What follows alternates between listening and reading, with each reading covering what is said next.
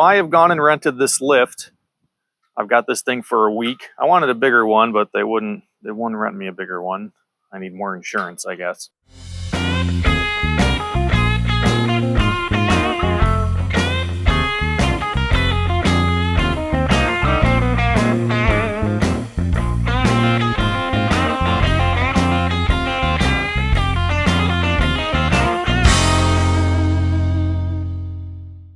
I am certified to operate this, by the way. I'm certified to operate all types of aerial lifts. However, I do not believe you need a certification to rent one of these. At least they didn't check mine when I got this. Anyway, so how this thing works: you tow it into place. You must disconnect from the vehicle before you start to use it, and then you have to set out these outriggers, and that's all done from this panel right here. I'm not going to touch it because it's all leveled off right now and in use, but you would hold this down. This is the safety, that you have to hold this down while operating these ones. So these outriggers, they fold up, they come down like that, and then you just watch these bubbles right there until everything is level. Oh, look at that. We actually got, I've been up and down on this once already, and looks like this kind of got off level a little bit. Yeah, it's sunk into the grass a little bit. That's what's going on. Yeah, you can see that, obviously. So I'll adjust that a little bit now that it's settled. Then you got ground controls right here. With this, you have the switch here. You can flip this switch from either operating it from the bucket or from the ground. And that's all done right here would be the controls from the ground, and you can see a diagram of what each lever controls. If the hydraulics were to ever fail, if the batteries were dead or something like that, then you can grab this pipe right here, put it on this, and pump this, and that will give you some hydraulic pressure so that you can still operate it. So if someone's up in the lift and the battery dies, you can still get them down with that. And then, so this is both electric and it has an engine as well. So both of them are available. If you're working with this indoors, you'd be using just the batteries. And since I'm right here next to the garage, I have it plugged in just so it stays charged, but I might as well do that here. I'll use the electric as much as possible to save on some gas. Then up here in the bucket, you have all the same levers, all the same controls as on the bottom. And over here, emergency stop. This is that's just on and off, but this one, this is the starter for the engine. So even while you're up here in the bucket, the battery dies, you can start the engine all the way up here. And then this is the safety switch, just like the outriggers. You have to hold down that one lever before anything else will operate. Here you have to hold this green button while you manipulate those, or nothing's going to work. Two-hand operation at all times.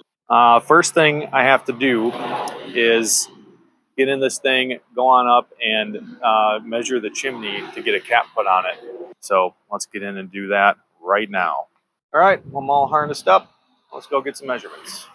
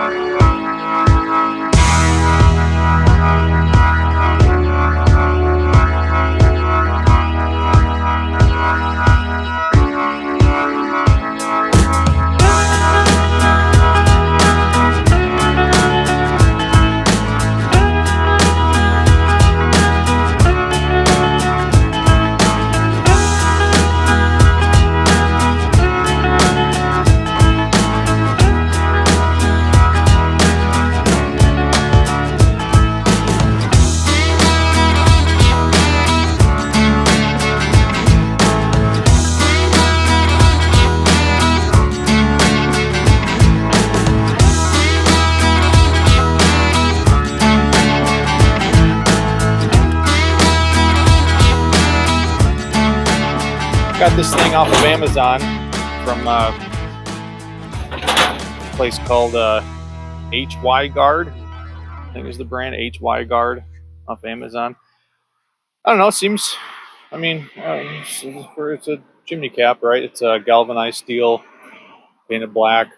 I got it all assembled in the garage here. You just slip these tabs through the slot and then bend it into place, and then there's some screws on the top. So cool. Let's get it up there. Okay, here we are. First thing I'm going to do is get you guys a look down in here, because who doesn't want to see down the inside of a chimney? Cool. This side doesn't look so bad, but this one, there's moss growing in here. See I don't know anything about chimney construction, but there must be some kind of a liner that is falling down. So, yeah, there's a random brick just hanging on there. So, cool. Well, we're going to get the cap on and hopefully stop some of this erosion. So I'm going to start by sealing up these cracks, especially getting all along the sides here. I've already got that stuff over there, and here I got some through the roof along that crack. So I'm going to do the same thing here. It's pretty bad. Yeah, it's pretty bad. Eventually we'll have this whole chimney professionally rebuilt, because even with all the work I'm doing now, we still can't use the fireplace.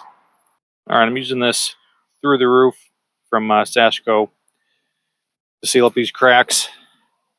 This through the roof, it's basically Lexel, their flagship product, with some of this blue stuff out of there, with some added UV protection. I think you can get this in black as well. This is the stuff I'm also using to fix up all the flashing down below.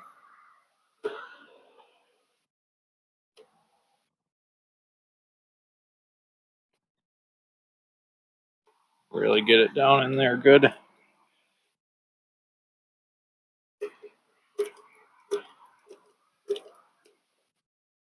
I'm only using it on top. Along the side here, I'm going to fill that up with more flex, just for the aesthetic of it.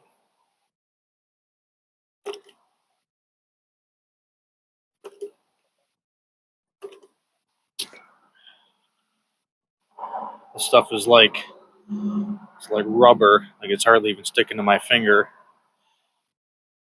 It's hard to explain the texture, but you can just tell it's going to do a really good job.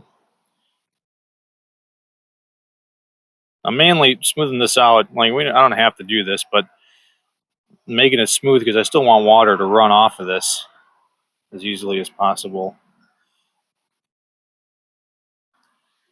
Almost wish I could cover my whole roof in this stuff. If anyone's ever done that. Money is no object. You just caulk your entire roof. All right, let's see if I can't maneuver this thing on top of there.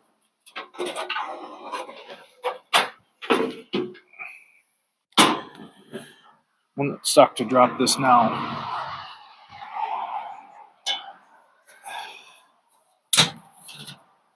Okay.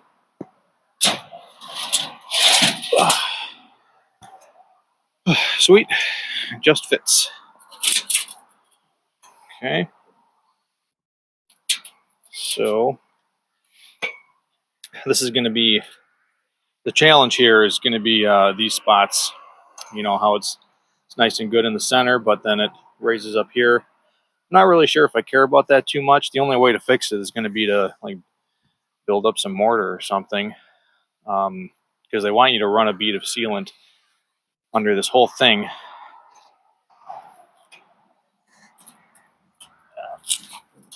Oh, God. So I'm going to take a Sharpie and just kind of on a dotted line here. see where the sealant's going to go. Maybe we'll just start there and there. Not going to bother running sealant where it's not going to seal. This will be good all along. And we'll have to get on the other side. And as far as holes go, I guess we'll just do one on each side. So let's do that one. And that one. I don't know, I can show you, we're not going to get a screw in there. That's a bummer. Okay, so this thing came with 4 tap cons, and that's west.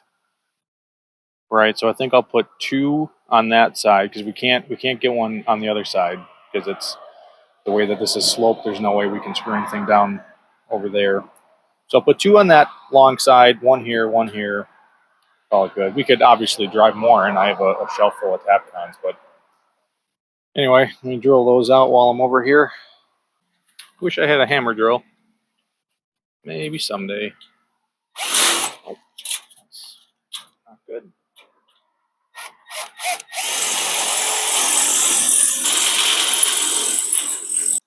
All right, this is the sealant adhesive that this thing came with. Vulcan 116 from Tremco. Sure.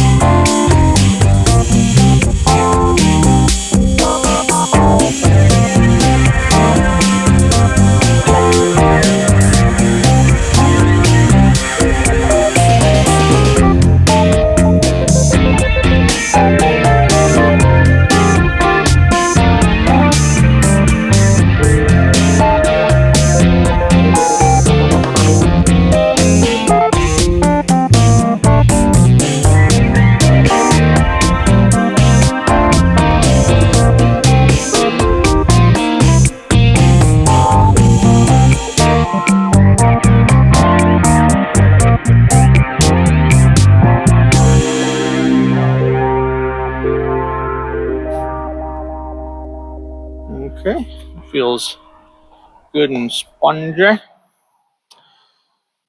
right, let's get the drill back out.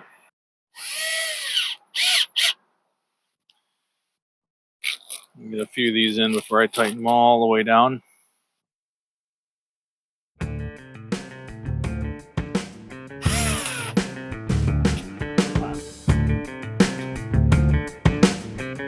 Wow, where's that hole?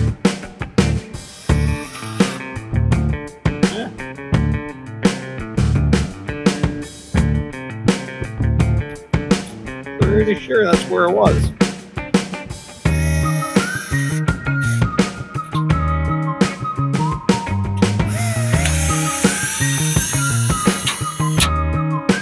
Jeez.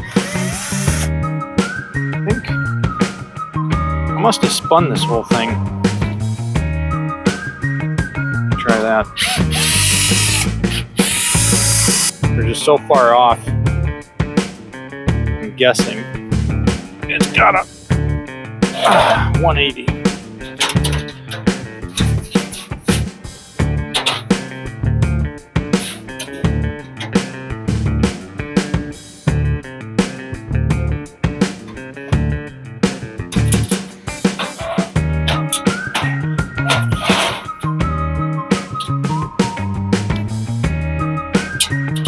That's worse. Yeah, that's worse. Oh, we had it right.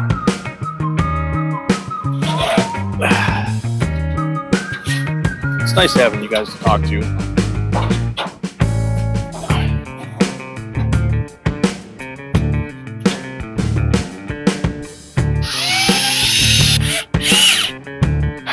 back to the other side.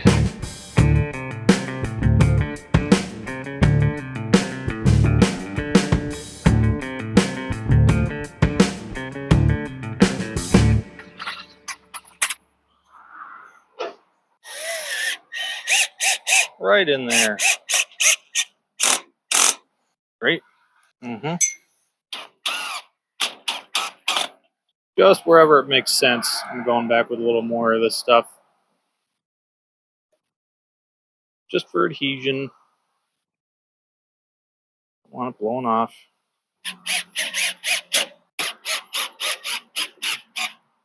I don't know if you saw that. This whole piece lifted up. So we're going to have to rely on that through the roof to keep that in place. But whatever. I'm already over it. Stand back and behold. Doesn't look very pretty up here, but what are you going to do? No one's going to see it from the ground. Okay. Just got to tuck point the rest of this chimney. And then the chimney's done. Finally.